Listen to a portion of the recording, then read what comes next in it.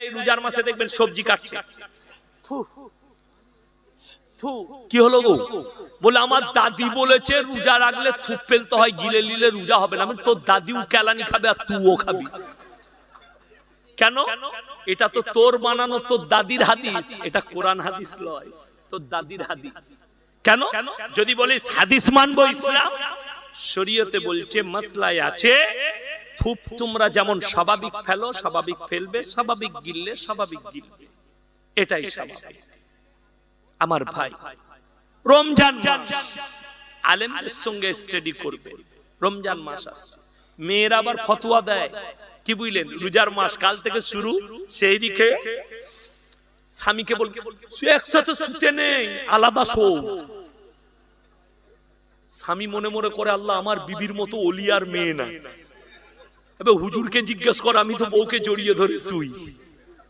কথাটা বুঝতে পেরেছেন না পারেনি? কে বললো স্বামী স্ত্রী এক কাছে শোয়া যাবে না? গলায় হাত দিয়ে শো, কোনো অসুবিধা নাই। আপনার রোজার জন্য শর্ত যেটা, রোজা রাখা অবস্থায় তোমার স্বামী স্ত্রী মিলন করা যাবে না, এটা হচ্ছে শর্ত। অনেকজন বলে, মেয়েরা বলে চুমু খেলে রোজা ভেঙে যাবে। পেলি কোথায়, আমি তো রোজ চুমু খাই। যুবকরা হাসছে, দেখো এই রমজান মাসে শুনেলেন, মেয়েরা অনেক লোক মনে করে রমজান মাসে স্বামী স্ত্রী মিলন করা হারাম। কোন সময় হারাম শুনেলেন? রোজা অবস্থায়। কিন্তু কেউ যদি মনে করে খাবার দাবার বেশির জন্য তার শরীরের উত্তেজনা আসে, ইফতারি করে তারাবির নামাজ পড়ে তারপরে তুমি যদি মনে করো রাত্রিতে স্ত্রী মিলন করব, হারাম লয়, জায়েজ আছে, কোনো অসুবিধা নাই। সাহরির আগে তোমাকে গোসল করে নিতে হবে। অনেকজন আমাকে কালকে একজন প্রশ্ন লিখে দিয়েছে, হুজুর গোসল তো করব, আমার স্ত্রী যে গোসল করবে ঠান্ডা লেগে যাবে না, মাথার চুল কি করে শুকাবে? আমি বললাম আবে মেশিন উঠেছে, চুল শুকানো মেশিন উঠে, কিনে নিবে, কারেন্টে লাগাবে, চুল শুকিয়ে যাবে। অনেক যুবক মনে মনে ভাবছে শালা কাল কি কিনবো, তাই না? আর অনেকজন তো ভাবছে শালা ভালো হুজুর এনেছিস, লাইন করে দিল না। আমি আপনাদেরকে লাইন বলিনি, ব্যভিচার থেকে বাঁচাতে বলেছি। ক্লিয়ারটা বললাম যে আপনার যদি উত্তেজনা জাগে আপনি এই সময়ে করতে পারেন, সাহরির আগে আপনাকে কিন্তু ফরজ গোসল করে নিতে হবে। এটা হচ্ছে মাসলা। তৃতীয় নম্বর, আমার ভাই, তারাবি এবং রোজা। অনেক মেয়েরা ফতোয়া দেয় তারাবির নামাজ কেউ যদি না পড়ে তার রোজা হবে না, এটা ভুল কথা। তারাবি না পড়লে গুনাহ হবে, কিন্তু রোজার সাথে তারাবির সাথ নাই, রোজার নেকি সে পাবে, রোজাও হবে। জোরে বলুন সুবহানাল্লাহ। চিন্তার কোনো কারণ নাই। এই মেয়েদের হাদিস শুনলে আপনি বিপদে পড়বেন, ওই জন্য শুনবেন। আমার ভাই, আপনি যার কাছ থেকে ইসলাম শিখছেন ভালো করে স্টাডি করবেন। খাইয়ে আপনাকে গাড়ি করে দিয়ে যাব, যদি হিম্মত থাকে আমার গাড়িতে চাপো। আমার এলাকায় আমি এক জায়গায় বিচারে গেলাম, আমাকে পাঠানো হলো এলাকা থেকে। কি হয়েছে? মারামারি হয়েছে। একদল বলছে ওরস করবো, আর একদল বলছে করতে দেবো না। আমি তাদেরকে জিজ্ঞেস করলাম তোরা কেন দিবি না, আর তুমি যে করছো তোমার এই কবরে কোন ওলি শুয়ে আছে? বললে হুজুর কেউ নাই, পাথর চাবড়ি থেকে একটা পাথর এনে কবরটা তৈরি করেছে। ইসলাম মিথ্যার উপরে চলে না সত্যের উপরে? তাড়াতাড়ি বলে।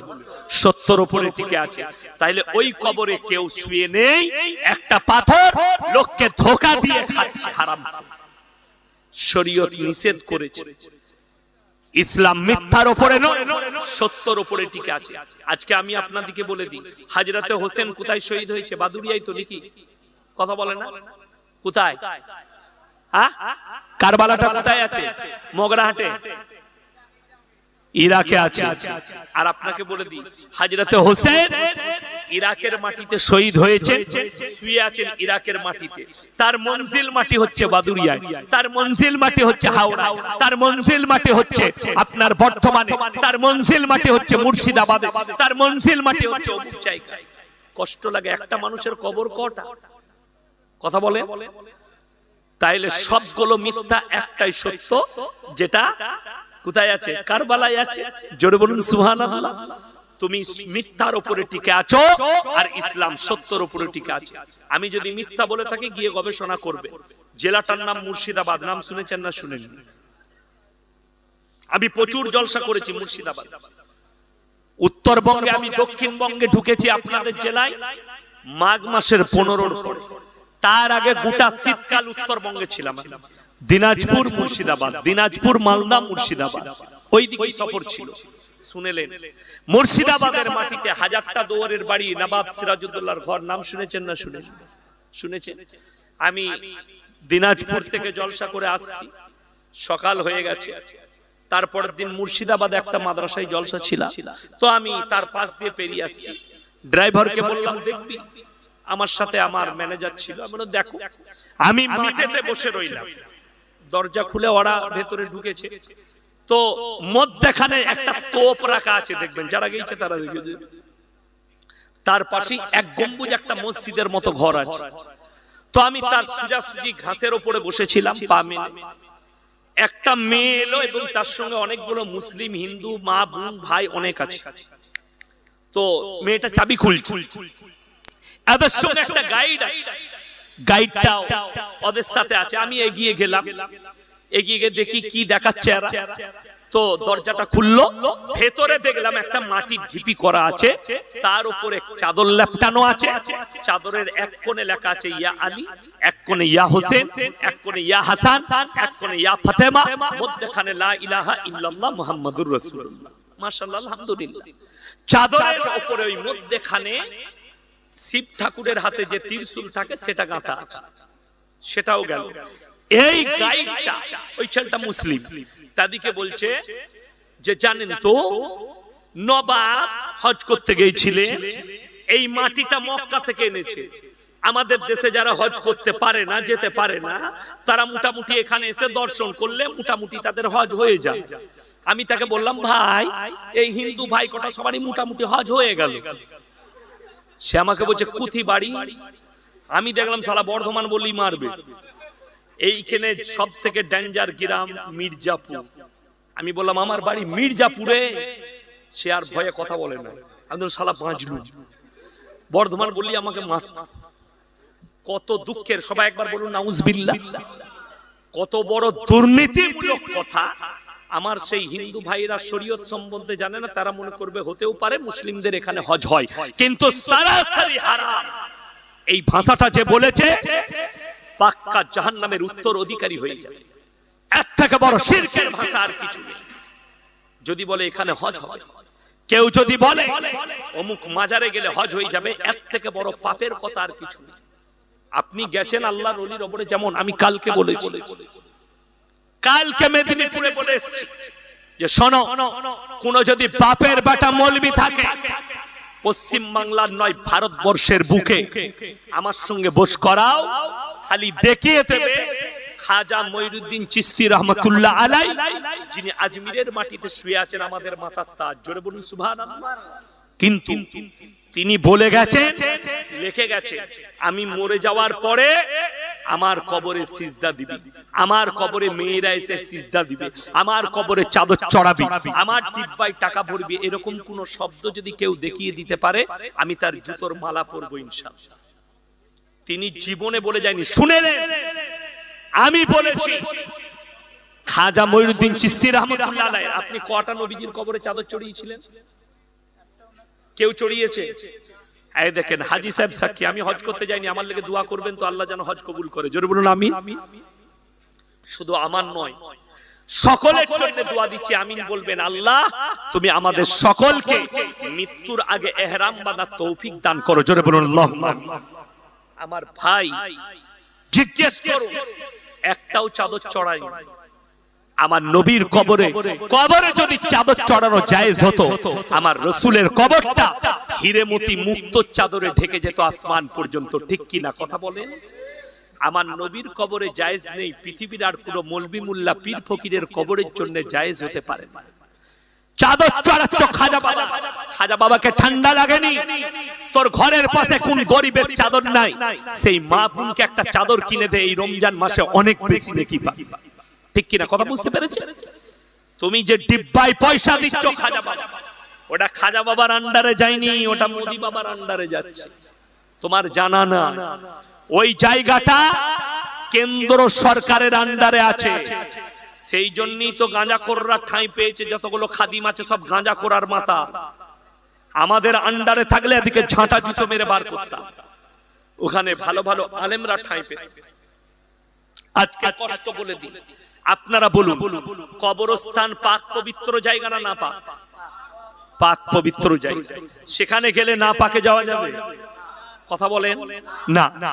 আপনাদেরকে প্রুফ দেই, যাদের কাছে ইউটিউব আছে আর ফেসবুক আছে খুলেন, তাদেরকে বলে দিচ্ছি, সার্চিং করো।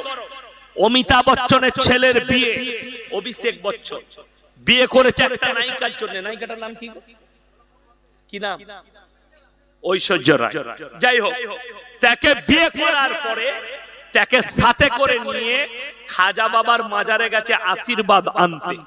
সেই কটা মাল বসে আছে, এ হারামখোররা গাঁজাখোর, না হলে প্রশ্ন করত এখানে অপবিত্র অবস্থায় প্রবেশ করা যাবে না। তোমরা কি পাক পবিত্রতা বুঝো? ঠিক কি না? কথা বলে।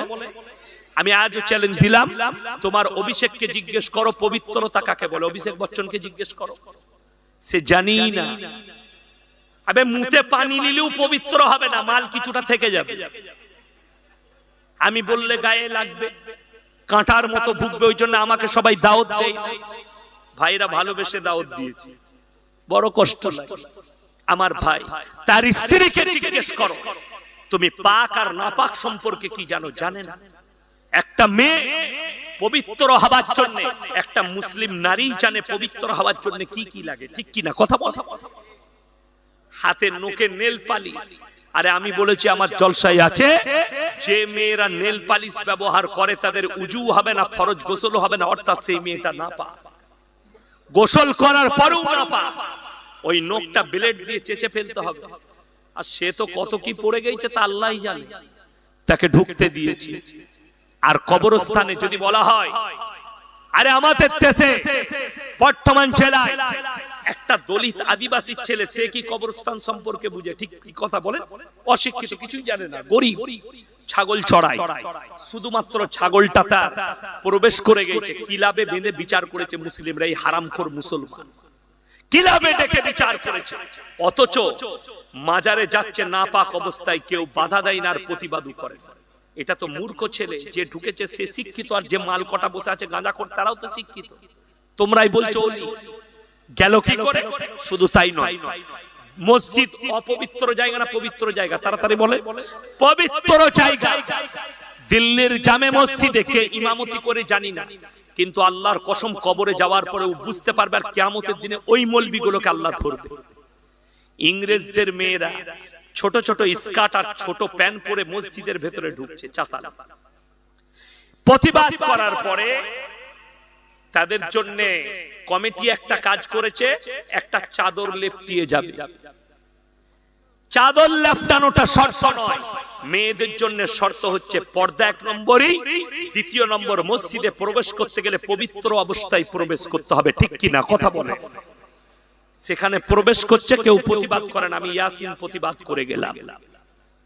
ওই জন্য আমার মিশন, আমার প্রতিবাদ কোন হক্কানি পীরের বিরুদ্ধে নয়, আমার প্রতিবাদ হচ্ছে ভণ্ডদের বিরুদ্ধে, যারা সমাজকে গুমরাহ করছে, গুমরাহির পথে নিয়ে যাচ্ছে।